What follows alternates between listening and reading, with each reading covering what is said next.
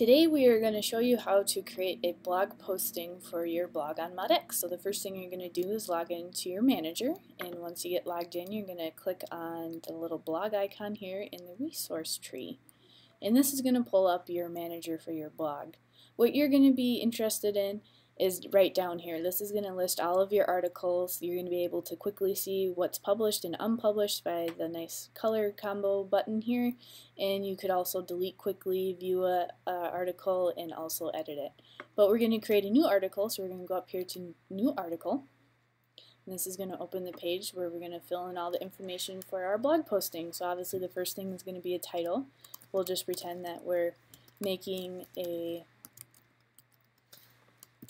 blog about my pug, since he recently had a birthday. Will be a pug's birthday cake. And the next thing is going to be a summary, and this is really important to fill in because this is what's going to get pulled into a couple areas on the website for your blog, for wherever you see that kind of little intro paragraph. It's also important for SEO. I think everyone wants good SEO, so we want to fill this in. So what I generally do is I'm just going to be writing my blog posting in a Word doc, so I'm just going to click over there and grab what would be my summary and just paste it in. Pretty simple. Then the next step obviously is going to be get your content in, so we'll just pretend that this was a blog posting I wrote here in Word. I'm going to go to that, I'm going to copy that content, and before you paste it in, you want to make sure that you click either the paste as plain text or paste is from Word icon here. So I'm going to do the paste from Word since I'm pasting from Word. It's going to pop up, and you can certainly resize that so it's a little bit better size. We're going to paste in that. Now we can see everything's in there. What's nice about this is if you did have some formatting, such as something was bolded or italicized, underlined, that's going to come through when you do the paste from Word, assuming you're pasting from Word. So we're going to click Insert. And you can certainly still edit the formatting, so if you wanted to make that bold, you can definitely, make things italicized. Maybe you'll have a bulleted list here. You can certainly do all of those normal things that you would do to format within Word, within MODX, which is great. So we're just gonna pretend we got a little bulleted list there. So that's looking really good. One thing that's different about MODX versus like your Word is you're going to have things called headings. This is really important for SEO. I highly recommend you put in at least one heading.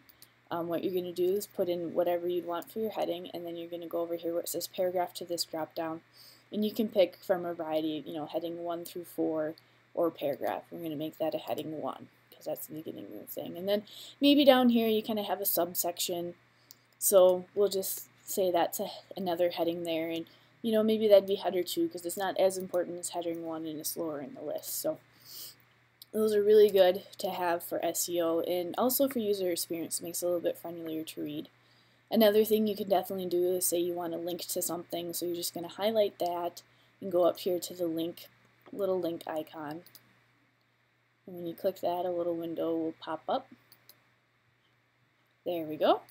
And you're going to type in, we'll just pretend we're going to link to Google, but this will be whatever you want to link to, and then I always recommend you switch this to open a new window for better user experience. They're not leaving your website, then they still have that open in another window. So I'm going to click Insert, Open. It's going to remind me that I should probably add that HTTP, so it's going to say, do you want to add that? I'm going to say, yeah, that's a good idea, let's add that. And then we'll insert it, and there's your link. And another thing that sometimes people like to add is pictures, which I think is great. It's always good to have something a little bit visually interesting. So I clicked on that little icon that looks like a picture. I'm going to browse to find my image. Now I've already uploaded an image. However, you can definitely upload an image at this time. I'm just going to click on the images folder here. And it's really easy to upload an image. You're just going to click on this little icon here and browse to that image and click upload. I do recommend that you resize your images before uploading them to your website, though. A page loads much faster when you have a properly sized image. So it's really good to put in a description, not only for SEO, but it's also just good practice. If someone has a reader or has images turned off, they'll still be able to tell that there was something supposed to be there. So I'm just going to put in Augie's birthday cake for the description, and I'm also going to make that the title. The title is also good for SEO. If you want to get a little fancy, you can click over to the Appearance tab here, and you can set it so your image is going to float to the left of the text, and you can kind of see what's happening over here. So if you switch this to the right, it's going to show you, oh, the picture went over to the right. I want it to the left. And, you know, 350 is a little bit big. I'm thinking I probably want it to be more like 225. And I have this constraint proportions checked here, so I'm going to click over to where the height would be, and that's going to automatically keep my proportion, which is awesome. And, you know, you don't want your text running into your image, so I'm going to add a little fancy code here that's going to add some what we call padding. So I'm just going to type padding dash right. You could also do padding dash left, padding dash bottom, or padding dash top. So it kind of adding that space wherever you want it. Colon. I'm going to do 10 pixels because that's normally generally what I want, and then you're going to do semicolon. And what that's going to do is add that little bit of space on the side of the picture. So I'm going to scroll down and hit insert, and there's my picture. Alright, so moving on, so I got all my content in, I like that, it's looking good.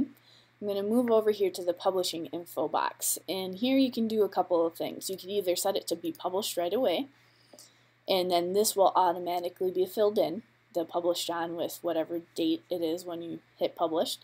Another thing you can do if you are filling a blog in and kind of transferring it from another blog, which we have had some clients do, you can set it so it, say it was published last October.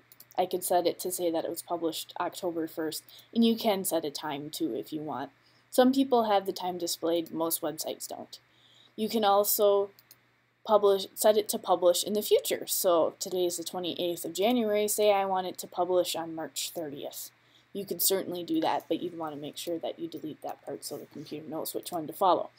You can also set your blogs to unpublish, which is really nice. And then the last thing here is you can pick a different author. I'm Ashley, so I'm going to pick Ashley.